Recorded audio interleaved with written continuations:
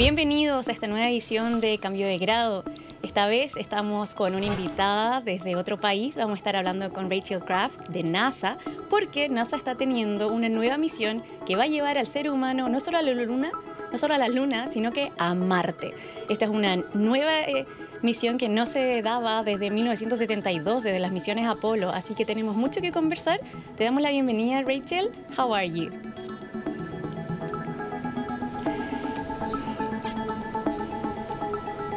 How are you? Can you hear me?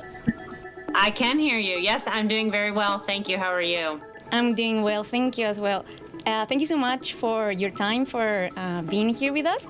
So what I wanted to start with is asking a little bit about why we're going to the moon now. Because it's been over 50 years now. It has indeed. So I would say a few things. One, since the Apollo program, we've been exploring space in other ways. We built the International Space Station about 200 or 250 miles up in space. That taught us a lot about how to live in space for long periods of time. We flew the space shuttle to do that. We've been exploring space through scientific activities like our rovers on Mars and our planetary probes. And now what we're doing is we're going back to the moon, this time to really build a long-term presence there and do so in order to build the skills and the technology we need to go to Mars. And that's all under this program that we call Artemis. So when we talk about long-term, are we thinking about building a base that allows humans to live on the moon? Can you explain a little bit more about how Artemis would work? So in Apollo, we had a handful of missions where we sent 2 astronauts each time to the surface, and they were on the surface of the moon for a period of days. This time under Artemis, really the intent is to have infrastructure on the moon, to have rovers there, to have facilities that we can reuse. So for instance, in addition to a rover, maybe we have other things on the surface where crews can visit and potentially explore different areas of the surface of the moon. And this time we're going to be going to the South Pole region where we know that there's evidence of water ice. And so in addition to that, we are establishing something like a lunar space station in orbit around the moon that we call Gateway. And really we can use that to aggregate supplies so that we can go down to the surface for longer stays, maybe 30 days at a time, maybe longer. That way we are reusing some of our infrastructure so we don't need to take everything with us and bring it back every time we go. So what you mentioned in that regard is very interesting, because we're talking about landing on a surface that we haven't ever landed before, correct? Well, we have landed on the surface of the moon through Apollo. But not this side, the South Pole. The South Pole, right. The South Pole has unique challenges. It's very dark. It can be very cold. Communications relay from that area of the moon can also be a challenge. And then we know we have a lot of the same challenges that we had during Apollo. It's very difficult to go to the moon. You have things like dust, lunar dust, that can be very challenging if it gets into a lunar spacesuit. And the whole endeavor comes with inherent risk. So while there are definitely some challenges that remain the same because of the nature of going to the moon, there are many new challenges associated with both doing this in a different way than we did in Apollo and going to the area of the moon that we intend to go to. Perfect, I understand. And so we intend to be there for longer periods of time. How are we selecting the crew that is going on these missions? We have an absolutely amazing group of astronauts at NASA. We also have international partner astronauts that we work with to integrate into our training. We have a crew for the Artemis 2 mission that is slated to take place in the fall of next year. And that is a group of 4 American astronauts and 1 Canadian. And you will see, if you take a look at their biographies, they bring a wealth of knowledge about living in space and for long periods of time, working well as a team. They bring tremendous technical expertise. We also have a couple pilots on that flight. So the selection on which specific astronauts get assigned to a particular mission, that decision is made by the chief of the astronaut office, and they always take a look at the skill mix, the teamwork dynamic, to make sure that the crew, the astronauts that were going to fly on a particular mission, and this will be the case for Artemis 3 and any future Artemis mission, really has the right mix of skills to be able to accomplish what we ask them to go do. We've seen that on these new missions, there's going to be a lot of new technology being tested, right? Like new spacesuits, new rovers. So how do you train here on Earth to do something like that on the moon after? Well, training is really important. We train for all kinds of scenarios. In addition to training our crews, we train our teams on the ground, our flight controllers that help accomplish the mission after launch, our launch teams who are in charge of fueling up the rocket, getting us ready to go, and then launching once it's safe to do so. So training is really key. Our crews train in lots of different ways. They might go through timelines for launch day. For instance, they had a test. The Artemis 2 astronauts had a test several months ago where they went through the day of launch procedures. They got in their spacesuits in the same facility where they'll do it on launch day. They rode out to the launch pad in the vehicles that will take them there. They took the elevators up the mobile launch tower, and their spacecraft wasn't there to get into because we haven't yet assembled the rocket for their mission, but they made it all the way to that, what we call a white room, which is their last kind of steps on Earth before they get into this spacecraft. In addition, they're in the simulator that we have at Johnson Space Center in Houston, testing how do we fly this vehicle in a normal scenario? What if something goes wrong? What are we responsible for doing? And then they're testing in all kinds of other ways. Currently, the crew is in Iceland, where they were doing some geology training that will help them not only learn to look for the kinds of features that they will see when they're flying around the far side of the moon and taking photographs, but they're kind of like pathfinders for our future astronaut crews, trying to help our teams of engineers and scientists refine timelines and procedures that astronauts on the surface of the moon will use in the future to pick up interesting rocks, take samples, and learn more about the surface of the moon. And in that regard, so what are our expectations? Like, what do we think that we can find, that we can establish? I saw some sort of moon mining site. So what can we extract? Can we use some of that on Earth, or is that going to be used to escalate further onto Mars? So we hope to learn exactly about that. We know that the moon is rich with resources.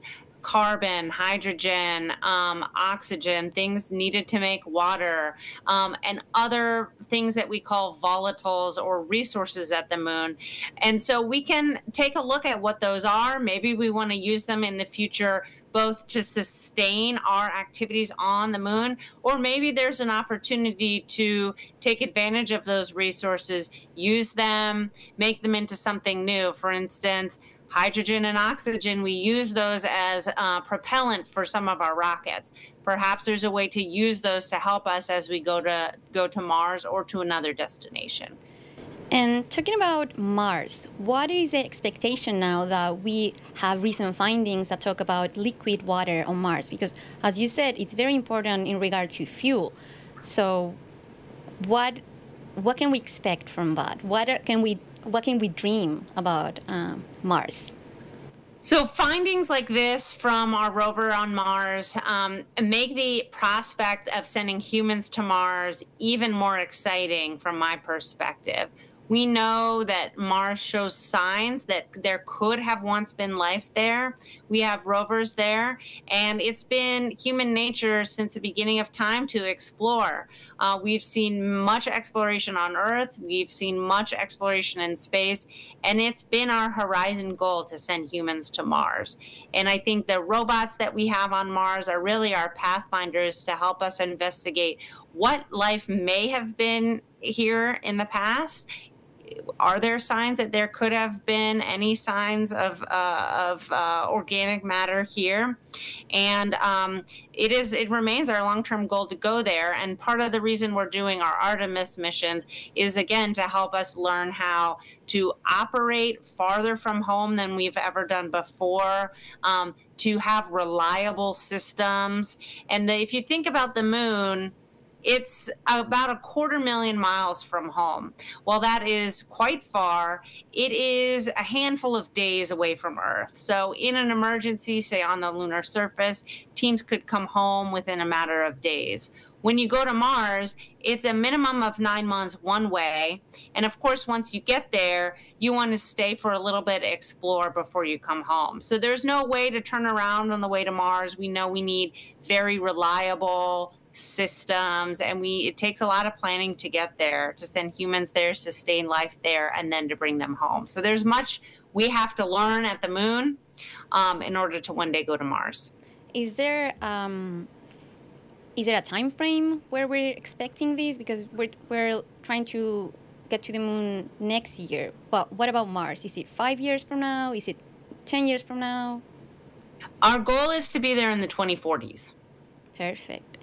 And the Artemis missions are special and different as well, because this will be the first time that a woman will be on the moon. So that's very exciting. What can we expect from that? Well, I think during the Apollo era, you saw, mostly only white men land on the surface of the moon. We know that when you talk about the population of the world and the United States, that is not representative of the population. So under Artemis, we plan to send the first woman, the first person of color, and the first international partner astronaut to the surface of the moon. And part of what NASA does is we inspire. So in addition to exploring and finding what's happening in the universe for the benefit of humanity, we also seek to inspire people around the world. And one way to inspire people is to show them that people like them can explore space. And we have many different kinds of people who work for NASA who are capable of becoming astronauts. And so, when we send the first woman to the moon, it will be very exciting for me personally, and I think many, many millions of people, hopefully billions of people around the world, to see that, hey, they can do amazing things and accomplish great feats as well. Yes, as a matter of fact, there's an engineering student right now. I think she's about 20 years old, and I saw that she's looking to train to become an astronaut. She's from Chile, so we're also very excited about that possibility about her maybe someday going to the moon, maybe to Mars. Like, the sky's the limit, right? That's exactly right. I think a lot of our astronauts tell students every day when they speak to them, it's really about finding what's passionate, where your passion is, and pursuing that relentlessly. And talking about the whole system that is being set up to this mission, it's one of the biggest systems that we have seen. The spaceship is huge. It's being made in collaboration with private enterprises as well, such as SpaceX. We have the Orion spaceship. We have the Gateway. How will this whole work? How do you assemble such a big infrastructure and lift it and take it to space? Can we understand? Yeah, I think you hit the nail on the head. It's a huge undertaking, and there are a lot of different pieces of the overall infrastructure. I think under Artemis, one of the things that's different about Apollo is NASA doesn't own every single element under Artemis, as NASA did during Apollo. And while the United States is leading, we are bringing other countries and our industry partners along with us. So we've got 3 fundamental elements that help get our astronauts up to space: our Space Launch System rocket, the Orion spacecraft, and then our substantial ground infrastructure at Kennedy Space Center that helps launch them. And then we've got, for Artemis 3, we've got SpaceX supplying Starship. that will rendezvous with Orion in space and then take our crews to the surface of the moon. On future missions, we'll have Gateway as an area where crew can arrive. It's a staging ground where then Starship or other lunar lander provider Blue Origin can come pick up the crew and take them to the surface. And then we have our spacesuits. We're bringing other partners in to supply things in the future, something like a lunar rover or other habitable systems that we may add on in the future. So it's really not only a NASA effort, it's a global endeavor. And we are bringing the know-how of the industry community along with us too. That's where you get the saying, right? Like for all humanity, like it's for everybody. That's right, and it's a reality. I mean, NASA does not have the budget to do all of this alone. There's expertise well beyond our organization, and we want to bring all that with us. It is a humanity effort, effort requiring all of humanity to do something like this. And talking about the launches themselves, how do you know when you can launch? For example, in Chile, astronomy is huge in the sense that we have some of the clearest skies in the world, so it's very good for observation. How do you decide, and where will you be launching from?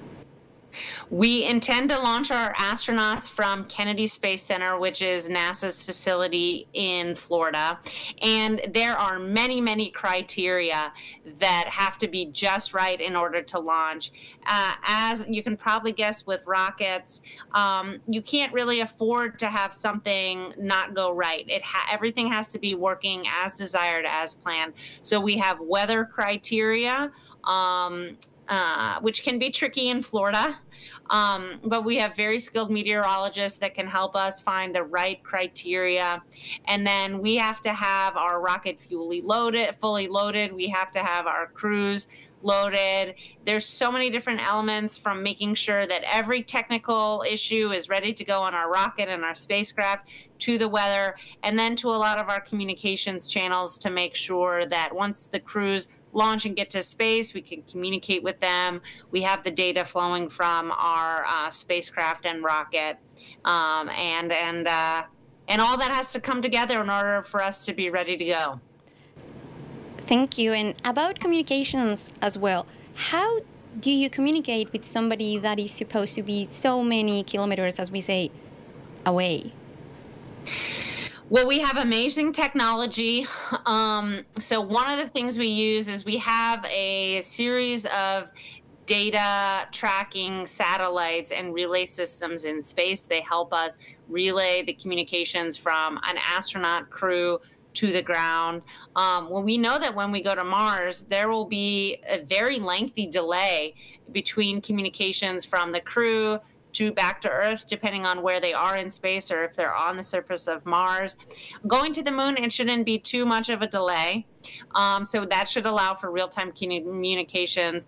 I will note, though, on Artemis 2, our first crewed flight under Artemis, the crew will fly behind the far side of the moon, and they will experience about 45 minutes of communications blackout, where we can't communicate that with them because the moon blocks the path between the spacecraft and Earth. So we won't be getting data from the spacecraft. We won't be hearing from the crew. We will know what path they're on because we had data coming in at that point on for what the trajectory has them on. But we will be out of communications with them for a period of time, and I think it'll be exciting once we get to hear from them after their journey beyond the far side of the moon. For sure. And talking about all the way back, right? So I've seen them train land on the ocean. They're supposed to be landing on the Pacific Ocean somewhere. I don't know exactly where, but can you explain a little bit how they will be pulled back towards the Earth? Sure. So for Artemis 2, it's a unique trajectory in that because of the way the Earth and Moon align and because how we're able to essentially program the spacecraft, we will set their trajectory for going around the moon and returning when we do a big engine burn several days after we launch to even go. So we will set them on course basically on the second or third day of flight to fly around the moon and use the moon's gravity to slingshot us back to Earth. And at that point, there actually will be very little propellant that we need to come back to Earth because of the trajectory that we got set on by the spacecraft when we did our big engine firing to go to the moon. And so they will come back. We have some abilities to make some slight corrections to exactly where they land. Let's say there's bad weather at their specific landing site in the Pacific Ocean. We have some ability to modify that within, several hundred miles to maybe divert for weather. But then they'll come back in the Pacific Ocean, they'll land, we'll have a recovery ship waiting for them and highly trained teams ready to go assist them out of their spacecraft and bring them back to the ship waiting for them and then back to land. Perfect. Thank you so much for that explanation. I think people will definitely understand now the system of how we are bringing people home. I lost the audio. Can you hear me now? Yes. So what I found very interesting as well is that Artemis is actually the twin sister of Apollo. So I find that figure to be poetic even, right? And so one is the moon, the other one is the sun. Now we're talking about an Artemis generation. So this is just the first step on a long history of deep space travel even. So what are your expectations regarding this new Artemis generation? Well, if you come to NASA, you see there are a lot of people who remember Apollo, remember landing on the moon, but there are a lot of people who don't. And I myself, I'm one of those folks that I wasn't alive during the Apollo era. So there are many people who were inspired to go into a STEM field, into science, engineering, math, because of what they saw happen on the moon under Apollo. We need that for the people on Earth now who weren't born during the Apollo era. And we saw back in the 1960s and 1970s, it is a huge opportunity to inspire people to follow their dreams, to pursue science and engineering and technological fields that will advance humanity's ability to thrive. Definitely. Thank you so much, Rachel, for your time and for joining us. Thank you. Thank you so much. I hope that we can remain in touch so we can be there with you on the way to the first launch. Absolutely. You're eagerly waiting for that to happen. Yes, can't wait. Thank you so much. I hope that you have a great day. You. You too, take care. Thank you. Estuvimos entonces con Rachel Kraft de la NASA, quien nos estuvo explicando sobre esta nueva misión que va a llevar a la humanidad no solo de vuelta a la Luna, sino que además a Marte. Todos los detalles se los vamos a seguir contando. Esto es una misión que está en permanente actualización, así que no se olviden de seguir revisando Megatiempo en sus plataformas digitales, también megatiempo.cl. Que tengan un excelente día.